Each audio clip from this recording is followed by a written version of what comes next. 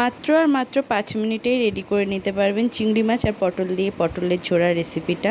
সবথেকে বড় কাজ হলো যে উপকরণগুলো রেসিপিতে ব্যবহার হবে সেগুলোকেই রেডি করে নেওয়া। প্রথমে পটলের খোসা ছাড়াবো না, উপরে ছুরি দিয়ে টানলে একটা সবুজ লেয়ার উঠে যাবে। এরপর পটলগুলোকে ঝিরিঝিরি করে কেটে নেব।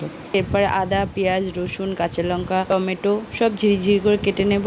আর কয়েকটা চিংড়ি মাছ ছিল, তো সেটাও আমি ছোট ছোট করে কেটে নিয়েছি। আর এরপরে গ্যাসে কড়াই বসিয়ে সর্ষের তেল গরম করে নেব।